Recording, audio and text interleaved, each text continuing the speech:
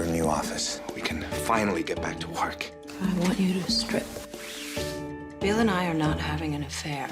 Is that how Bill's pitching it? It's okay because you're taking notes? You broke my heart. You are not coming back into my life after the hell it took getting you out. I suppose I'm wondering if our personal participation is a condition of my employment here. You need some reminding whose neighborhood you wandered into. This hospital will be integrated. Hey guys, this is What the Flick, our discussion of Masters of Sex, episode 5 of season 2, Giants. Do we know why that's called Giants? So we're baffled on the titles of pretty much every show we're doing this week. A girl is here. This is so great. Just how many white men in their 40s can sit around and talk about Masters of Sex was, I think it had limited appeal in the long run. Cara Santa Maria, fantastic. Robert Abele, Alonso Duralde, Ben Mankiewicz. So, for the love of God, I'm going to ask you a question first here. So my wife was almost until the very end of this episode where she, stood by Julianne Nicholson, right? No, Dr. DePaul. Dr. DePaul has found Virginia objectionable. Like she was angry at her, and I don't. And then she said, I only think that because I'm incredibly attracted to her. And I'd like to think I'm a little beyond that, but I'm prepared to accept that I was missing a reason to sort of find her behavior this year grating, and that she was treating people poorly. And I sort of think she's been wronged and had sort of every reason to be angry. Who other than Libby is she treating poorly? And the only thing she's treating Libby poorly about is she's sleeping with her husband. Sleeping with her husband. But and hanging out with her and pretending like nothing's going on. Like she does look her in the eye on a regular basis. Yeah, she was objecting to the manner of conversations with other doctors, the conversations certainly then with Dr.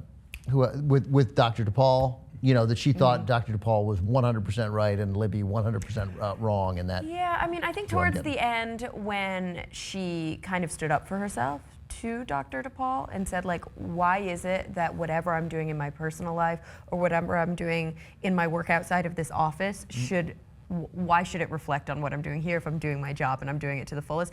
I think that kind of redeemed her. So anything that you might think about her saying, like being maybe not forthcoming, maybe she wasn't the best friend when Dr. DePaul said, I gave you all my secrets. What are your secrets? And she was like, I don't have any secrets. By Dr. Paul. That's true. Yeah, that's true. Demanding a quid pro quo. Exactly. But outside of that, I mean, I do think that there's a strength in her character that is defying what most women were dealing with at the time. Yeah. And there's also a strength in Dr. DePaul's character that defied what most women were dealing with. And what I like about this show is they have two strong female characters who are not monolithic. Yeah. They're both kind of moving forward in a way, but they're not doing it the same way, and there's interpersonal conflict there, which is how life works. Yeah, I think I look at Virginia Johnson, and this whole season so far has been her realizing that her life is harder and more complicated, and she's trying to figure out what it all means. I mean, she's had like this great gig taken out from under her and exposed as somebody who has to find like work now to subsist, and she doesn't have this guy's backing anymore. Now she does, because she's joined the thing, but she's joined the study again, realizing that she has to set terms. And she's got to think of her own life first, and the study's important, but she's got to think about what she needs. And I think that's she's dealing with psychologically this season, and that's why she's coming off maybe to your wife as. That was an overdue conversation, I thought, frankly, for her to have terms about this kind of stuff. And I don't really object to it at all. And I thought, given that she's caught in this little no man's land, not just because of waiting for Bill to come through for, but also like, okay, yes, she doesn't have the advanced degree, so she can't get automatically hired by the hospital, but therefore, because she's a woman, to say nothing of a pretty woman, that she can only be a secretary, when she clearly has enormous value in this real position. She is a research assistant and a critical part of the study. This is something that I personally can speak to, and I think a lot of other women can speak to, especially women in Hollywood who have careers that have taken maybe meandering turns, right? It's not uncommon for doors to be opened in your personal life that you can walk through in your professional life and still hold your own. And there's this really intense interpersonal conflict. You get it a lot from the trolls on the internet. You get it a lot from, judgy people outside of that who say, okay, so maybe did you earn every single opportunity you ever got? It's like, well, if I'm good enough to fulfill that opportunity, just because there was some passive nepotism involved somewhere. I mean, it happens to men all the time too. It's just not pointed to as often. If Sofia Coppola weren't a good filmmaker, she wouldn't have the career she's having. Like, Coppola gets you so far, and then you have to actually deliver on your own. And even less than that, I mean, it's one thing to be, I think, legacy. It's one thing to be somebody's child. It's even less so because maybe you dated somebody or you had dinner with somebody once and they said, oh, I know this person, give them a call. And it's not like your whole career is predicated on that, but people will remind you of that until the day you die. And I think that that's something that brings up a lot of complicated feelings in women, guilt and shame, and am I responsible to this? Am I good enough? Am I strong enough? I've been dealing with it for 35 years, and it's and it's not some great burden, but yeah, and I imagine if you throw in this fact of that almost is this dirty fact of you only got there because you slept with somebody. Exactly. That's even worse than you just got it because of your dad. And you're a woman, which means that it's impossible that you could be there on your own merits in this day and age. Just women aren't good enough at those kinds of things. The thing I found most interesting in this episode was the parallel, oddly enough, between two characters I never think of in any kind of similarity, and that's Betty and Libby. Because Betty has the Betty, that's really the third strong woman in her own way. Yeah, totally. And she's got the line about like, I'm a woman of the world. I've seen things and I've done things. And then later Libby says to Coral, I'm a woman of the world. I've done things, or I've seen things and I've heard things. Right. But it's like that's like a weird attempt to actually have that kind of information. Well, no, obviously, but not. It's not like she heard Betty say it and like modified it. It's just this random thing. So the show is certainly the show is, I think, wanting us to sort of look at it the same way. But yeah, Betty's experience is hard won as opposed to Libby's, which is sort of mostly hypothetical, I suspect.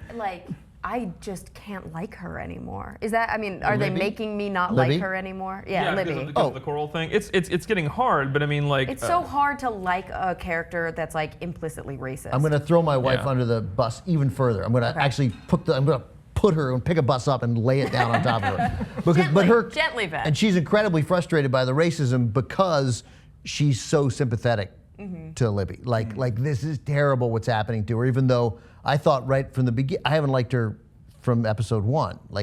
It's just one of those things where you want to, like Don and Megan on Mad Men, I want to be like, you guys need to split up. Stop working on this. You'll both have the potential to be fine, but you gotta get out of this. Because what I don't think that they've done a good job at in Masters of Sex is making Libby sympathetic enough. They haven't really, I think, put her in the context of the time as well as they could. So we see her the way that we see modern women, and we're like, why are you standing for this? Why are you so playing the victim? But this was the culture of the time, and I don't think they've done a good enough job of making us sympathetic to her. No, I mean, I agree. The only way to be sympathetic to her is to have that filter of, ugh, you are a victim of your era. Exactly.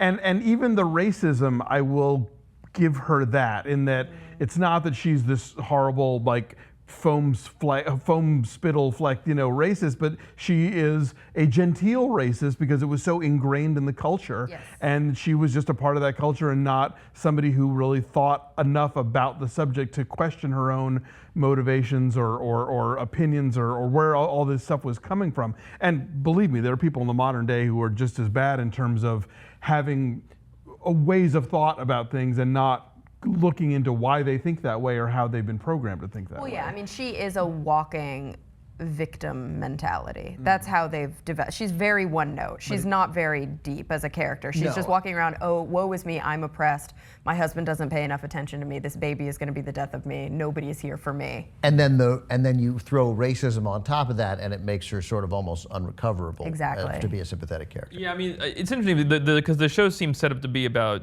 3 sets of female relationships. You have Libby and Coral, Betty and her flame, and then Virginia and and Dr. Paul, and it did seem like the Libby Coral one is the hardest one to watch because of that. But I don't know. I don't look at her as one dimensional. I've gone up and down. I mean, in fact, my feelings that seeing her as a racist has actually been tough because I have felt sympathy for her. Right. So I've actually Think of it this way though: if Libby had a nanny who was a white working class woman, and the baby got lice, she would have done the exact same thing. Yeah, but she wouldn't have responded the same way if that white working class woman's brother or boyfriend, I can't tell. I thought it was brother. The description on my DVR said it was her brother. And maybe it did on Which mine was too, and that's why I was super weird. confused. Yeah, and so then I that's- was like, think what that's if she right. was just making 'Cause I all thought of it was the that brother, too. salacious sex stuff up? I mean, she obviously was saying it to get her goat, Right. but I was like, maybe she was making all of that up and it really was her brother, and we'll find that out later. I don't know. But either way, whoever that was, she would not have been so threatened by him. No, that's definitely probably true. definitely Yeah, true. there was Although a it was race a issue little, there. the conversation taking race out of it was a little threatening. No, yeah. Yeah, I mean, the guy was. It's a little inappropriate, even if. Unless we think this is just a Libby thing, obviously what's going on at the hospital underscores the fact that all of his patients, to one extent or another, either they don't want to park there, or they think the guy in the waiting room is has leather seats. My El Dorado. well, that was a fascinating thing. The guy in the waiting room freaking out. Yeah. You But know. what you were talking about in terms of like the way the show's reflecting women's experiences in Hollywood, I mean, Bill Masters being able to go from gig to gig when he's failing each time, and yeah, it's just is a fascinating thing to watch. But that's why the reveal at the end was kind of exciting, because then you realize that Bill's being manipulated now by his new employee. I mean, like basically, like there's Courtney Vance going like, no, we're gonna do this in the hospital while he's secretly taking down all the because he doesn't want a sex study. Using in this it. like, Yeah. oh, He doesn't want a sex study in his hospital. He wants an integrated hospital, and he's looking at Bill Masters as the way to get it. And I thought that was a great. Do you think he was taking down the sex study because he doesn't want the sex study, or taking down the sex study because if the sex study is failing, it forces Bill to... He doesn't. No, I think it's because he has a personal problem with having a sex study. Exactly. Me too. I think we're gonna find out it's a personal problem. He's backburnering that because he wants an integrated And hospital. for me, the whole subtext of that conversation was, we hired you because you were going to bring in all these patients. Yeah, So I think don't it's- tell me now that they're not coming and you're going to just help with the ones we already got. No, that's not why we hired you. You're not getting my Negro patients. You're going to bring in white patients, And then, of and you're going to course, work at it. That conversation then validated Virginia even more because she was really floundering in this episode. Yes. Like, she didn't really have any support from anyone. She couldn't really trust Bill anymore. Right. She didn't know if she had And a relationship I with love how DuPaul. she turns it around on Bill, the whole notion of like, oh, this is not a romantic affair. This is just for the study. Yeah. That Go. was like, it was brilliant. It was not great. comfortable to watch. Oh, but no, it was brilliant. great, yeah. It's funny how the show is bringing up every old uncomfortable feeling I ever had watching sex when I was a lot younger. It's like I think we see so much sex now in TV shows like Game of Thrones, and then all of a sudden this show is bringing back all those like, I'm gonna watch a real sex scene now. This is kind of strange. I like that Cara said it was uncomfortable because of course the scene where Virginia manipulated herself, not even remotely uncomfortable. no. Lovely. Of course beautiful. not. So at least it's not just us being uncomfortable with that. It was awkward, but it was also I'm like, Tony validating. Blair's jerk it off. Exactly. But okay, the one place where in this entire episode I was really, I guess, let down, and that is the job, right, of a good screenplay or a teleplay, is to make sure that the characters are multidimensional, is when Ginny asked him point blank, is one of the terms of my employment that we continue to have sex together? And at first he said no, then he said, wait, I mean yes. And she said, okay then, instead of, then I'm going to walk away. But here's But what I agree. she's never That's gonna walk obvious. away That's from what. that study. So She's not, I but think she she couldn't- wanted the honesty from him. But I think But that then she didn't get it. She didn't get the honesty because he just said yes the second that she said, Well, she wanted terms the same way she wanted Yeah. a contract and a salary and a whatever. She wanted to know. Yeah, is she that wanted on the all table? laid out. She was, I understand women, and I You mean yeah the ones you want to put buses on? yeah. the I think what's happening there, and I think why she understood that is because she was torn as to what answer she wants. She loves him. And that seems clear. And that he she loves him. her. And he loves her. Yeah. And so when he said no, like he couldn't say no because he fears that no means I need to see her. I love this woman. And I've never felt anything like this. As you know, he married Libby because she was pretty and there, and that's what he was supposed to do to move up. We got the flashback with Beau Bridges. And so when he says yes, I think the saying no and yes was actually, in a sense, perfect for her, because it meant, okay, you respect me, no, but she didn't want him to say no. She wants him to want her. I don't know. I think it's a double-edged sword. I think that love without respect is almost not worth having. I think almost no and then yes is love with some respect. I mean, I think that's what she's struggling with, and so she yes, needed. I think she's struggling with it. Yeah, she needed to prove to herself that she still had an upper hand, which is why they had that hotel room. But then, of course, scene. but she did give up the stopwatch and walk to him because she loves him. Right. Yeah, that's true. Because she can't stay away from Tony Blair. Can we just admit that this show packs more into like half hour than most shows pack into like a whole like 3 or 4 episodes worth. Except for a few episodes ago, that fucking horrible one-act play. Nothing was packed into that. I love that I episode. love that episode. That to me is everything I want out of a great hour-long drama. I mean, really, like this is the Master of Sex. Babes can compare notes on that one because he didn't like it either. Like I'm such sorry. an eye roll for me. Masters of Sex is a show that like I will click on the thing to see how long the show is, and I'd be like, oh my god, we're only 30 minutes in. I feel like I've gotten a solid hour's worth of drama already,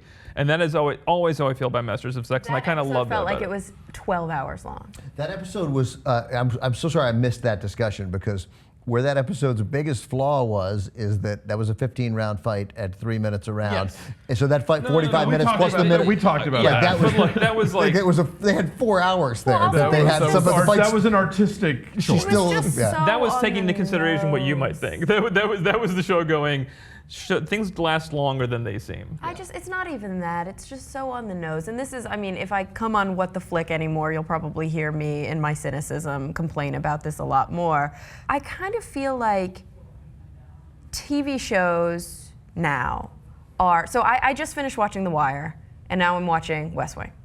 And I feel like a lot of television shows right now, we always stratify and we say, okay, what's the best thing on TV? And then we look at the other really great things on TV, and we look at them as a cross-section, and we don't compare them to other times, right? So I personally feel very strongly that what's happening right now is that network executives think that their audiences are so stupid that they need so much exposition in their television shows, and everything is painted out so clearly for us, and sometimes I can't help but roll my eyes because of that. You should come back when we talk about the stream. Do you mean network as opposed to cable? Because I mean no, network cable executives, they're all the same. All TV executives. But I mean, because my impression is that like most of these shows, that the showrunners at Showtime and HBO, I don't feel like they get a lot of pressure from HBO is, I think, traditionally not that bad about giving notes. So you think, I don't know about Showtime though. So you mean Showtime? You think Showtime dumbs down Masters of Sex a little bit? I don't think Masters of Sex is. I think it's a smart show. I don't think it's a brilliant show. No, I don't think it's a brilliant show, but I think it's one of the best shows on television because it actually is writerly intelligent. I mean, it is a writerly intelligence to it that, and psychologically, it just is always focused on being a psychologically interesting show about its characters. It is focused only on what the characters do, what it means, what they do, and how things result from that. And I think, it's not a stylistic show directorially. It's not, the acting. You don't think it's stylistic? No, it's not intended to be. I mean, it's production design. It's great, but I mean, it's not giving you like flourish. Yeah, directorial flourishes. Yeah, sure. It is about the writing and the acting and the production design. The acting is incredible. But the acting, I think, sometimes I think it's hard though to, and I'm sorry I keep referring to other shows, but if you look at True Detective, sometimes I think it's hard to. True Detective was amazing until it was horrible, in my view, and it was because of the acting. The acting carried that show. And I think you can look back and see where there were a lot of shortcomings. And I don't think that Masters of Sex is a weak show, but I think that if we were watching Masters of Sex in 2005, it would not be our favorite show. I think that it's an interesting sort of post-Mad Men show in terms of taking a period story and being very specific about cultural context and things we take for granted now, and the changing role of medicine and women and race now, obviously. I think it's an interesting prism on the not too. I mean, this was like my parents were alive, when this show was taking place. I think that Masters of Sex doesn't want to be arty. It doesn't want. Mad Men wants to be arty occasionally. Mad Men wants to confound you at times. Masters of Sex doesn't want to confound you. It doesn't want to give you artistic flourishes. It wants to go, who are these people? And when they do things, what does it mean? And what system were they operating within? And why do they matter now? And it wants to be clear about it. I mean, it does want to be clear, and maybe that's my concern is that it's a bit too much clarity. It's a bit obvious, but I don't know, okay. because I feel like we had that one conversation that I certainly thought, I think you guys largely agreed that there was, and I know Robert did, that there's a lot of context that they give. I mean, there's a lot of different ways you can take conversations, that they are multi-layered conversations. And we don't know what he meant when he said yes or no and then yes, and how she responded. And that's interesting. That's great writing and great acting and a great scheme to make that work. And I think there is a lot of that. And characters in this show who we're supposed to like my wife's objection to Virginia. And it's called Masters of Sex, and it's, and it's Michael Sheen, and we like him, and then he keeps letting us down. And I think that that's bold, and when he says, he wants to integrate. I loved how she lit up when Courtney Vance was talking. He started talking. She was like, that's right. That's what we're going to do. This is something that matters. And Michael Sheen's like, that's not our fight. I'm not, and you're like, It's so true. I do want to touch a little more on Betty and the Sarah Silverman character. Sarah Silverman, which took me a solid 5 minutes before I could take her seriously. Helen, It took a minute. I thought she was great, and I bought her. With her body odor and gambling problem. Exactly. I bought her when she finally immediately had emotion. Okay. But at the beginning, when she was doing the reading in the house, I was like, oh God, what is Sarah Silverman doing in this episode? But I love how they are sort of this season's manifestation, I guess, of what Beau Bridges was for season 1, in terms of this was what queer people did in the 50s to, hide in plain sight, to have a life. They sort of followed everybody's marching orders, even though it wasn't what they wanted to do or where they wanted to go, and didn't make them happy, didn't make their spouses particularly happy, and it's this thing that happened, and it happened a lot. Yeah. So then to the point I made before, following up on that, so then you get this moment between Greg Grunberg, I always want to say Gerber, but between Greg Grunberg, who's so good, and Betty, right? And they have a moment that makes me cry, right? They have an incredibly sweet moment where she's like, I cry when Bart and Lisa are sweet to each other. So it's not the adoption conversation? Right, so they have the adoption conversation, and she's trying to convince, it's a lovely conversation. And she's saying, no, I'm in it anyway, I was afraid. And, and the moment where, starting when he says, no, I fucked you and paid for it, but I fell in love with you anyway. And then when I saw you, and you're like, oh, they are meant to be. And so we feel really good about this, and you think it has to work because they can't give us something else bad. They have to give us something pure. Except it isn't pure, because she may love him. I don't know. She does seem to care about him. But she doesn't love him that way. She doesn't love him that way. She loves Sarah Silverman that way. And the ex-prostitute thing is sort of the least of it compared to the, oh no, wait, you're also a lesbian. I forgot. So I just think a lesser show would have let that sweet, tender, genuine moment between Greg and Betty, to mix the names of the actors, they would have let that sit and us to feel good about it. But we couldn't. It didn't last 8 minutes because then Sarah Silverman shows up. That's and true. I think that's another example of how well they do things. And they do make those two characters so incredibly complex too, because not only are they lesbians in a time when this is not acceptable, they're not acceptable to other lesbians. Yeah, I love that discussion. I was like, oh my God, yes, of course. They're lipstick lesbians. They're lesbians that don't look the part. They don't hang out in the right bars. So they have no home. Yeah. They have no place to fit in. All right, man, this was, she helped. Please come back. But only a lot. All right, guys, thank you.